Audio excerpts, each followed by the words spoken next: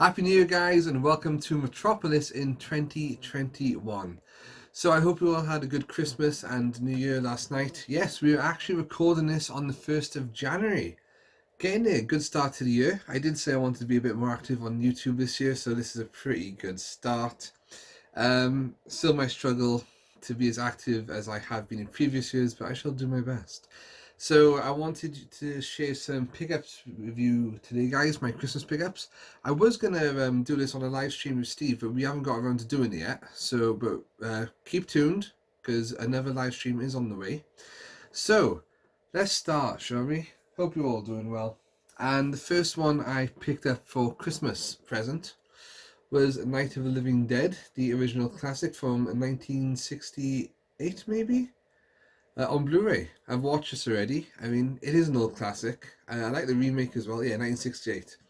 But the classic black and white, you know? It's just one of those films that stood the test of time and just gets mentioned quite a lot.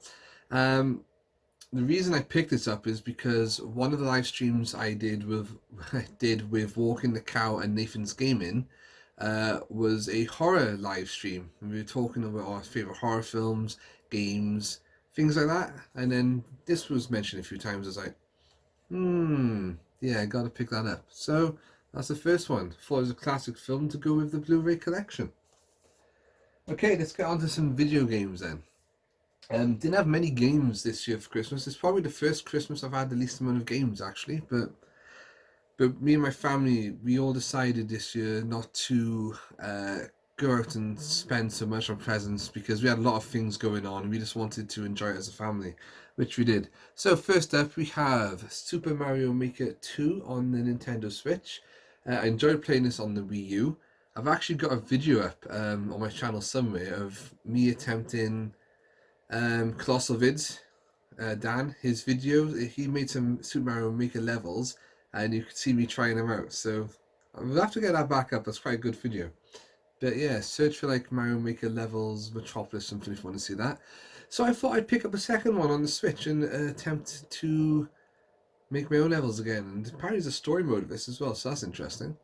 So yeah, I'm definitely going to give that a go. I have had my eye on it for quite some time. So for Christmas, opportune moment.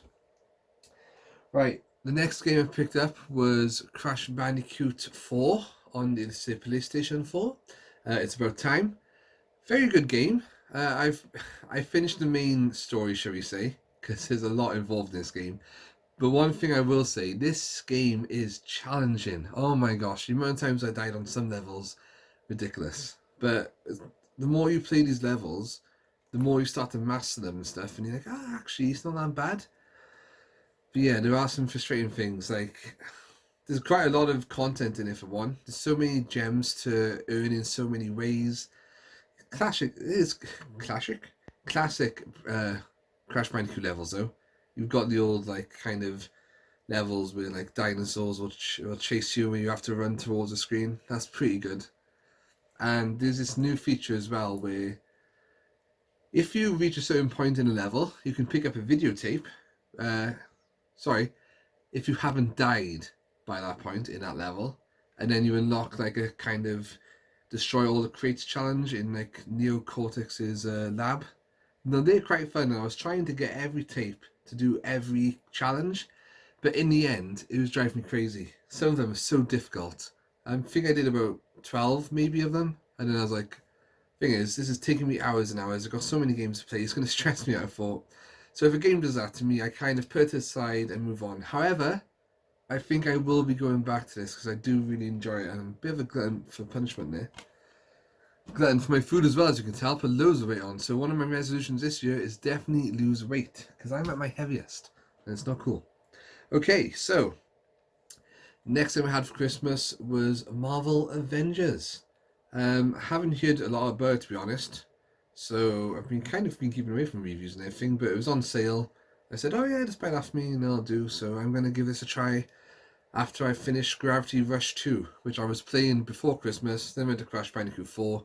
I've gone back to it. It's actually on the screen now, actually. So yeah, looking forward to that. I'll give that a bash. That's it for the games. Like I said, didn't ask for a lot this year. I do want to pick up, though, on the PlayStation 4, Ghost of Tsushima.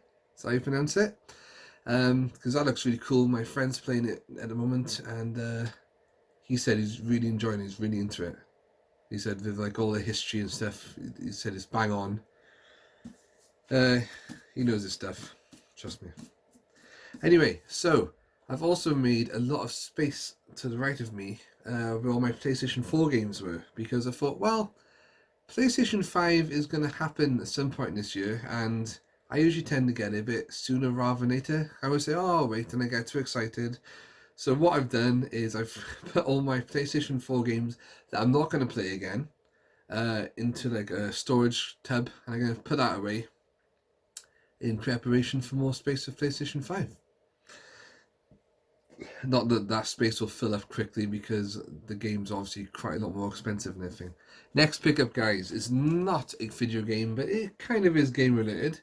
Ready Player 2 by Ernest Cline. Really enjoyed the first book. It was Retro Red Steve that first let me know about it some years ago now. Enjoyed the film as well. Thought the book was better, but I love all the old gaming references in this.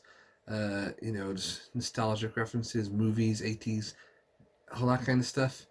And apparently there's one more Easter egg left to find, so I haven't started this book yet, but I'm looking forward to it, because I don't read a lot these days, in honesty. It's something that's another resolution.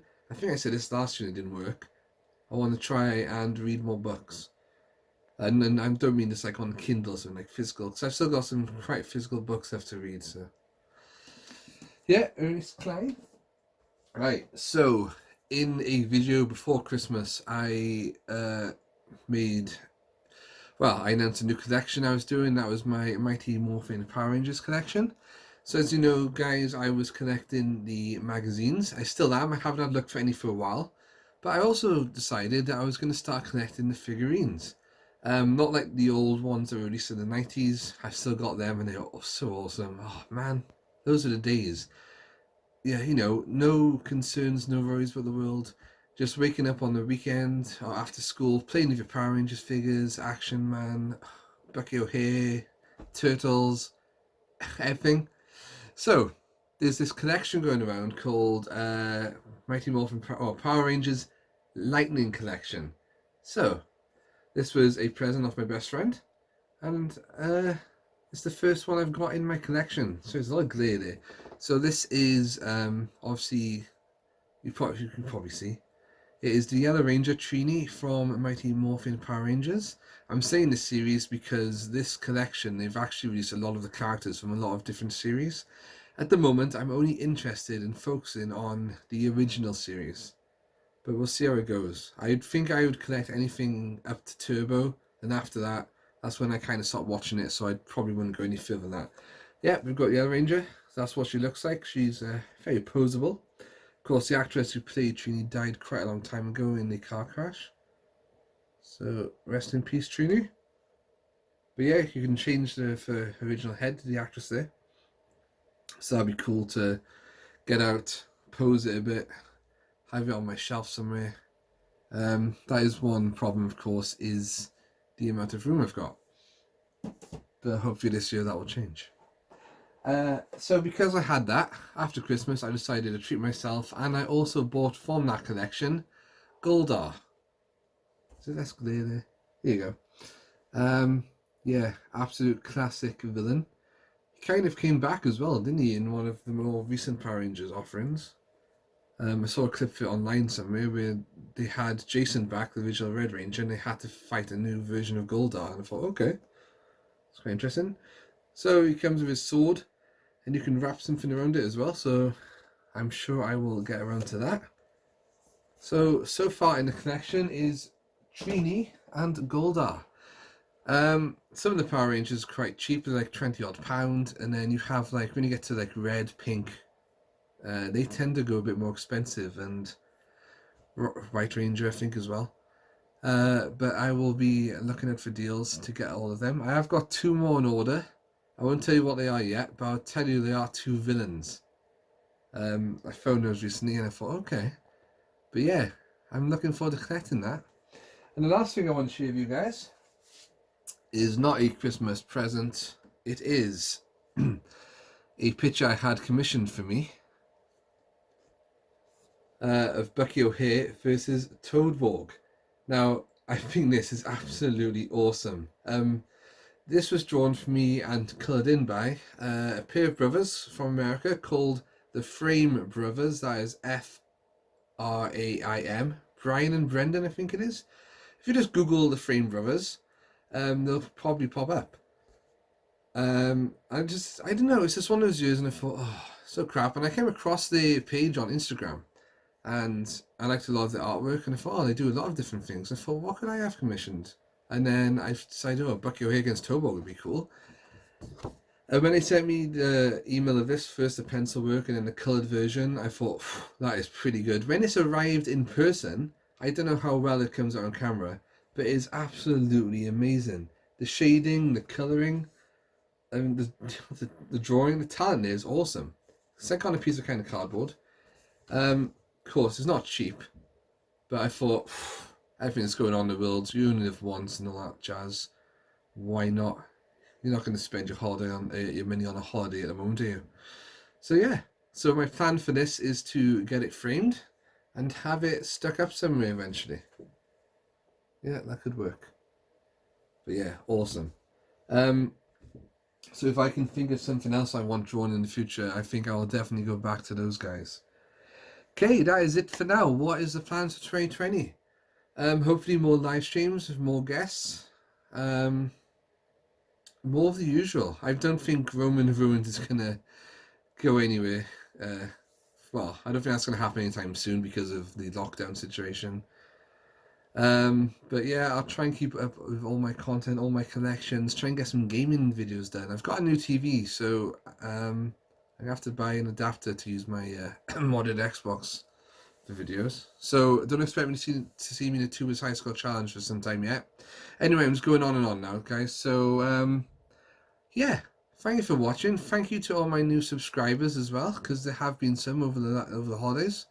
And as ever, looking forward to seeing your videos. I am way behind still on the videos, but I do try and catch as many as I can. However, all that's left to say is the first boom of 2021. Thank you for watching. See you soon.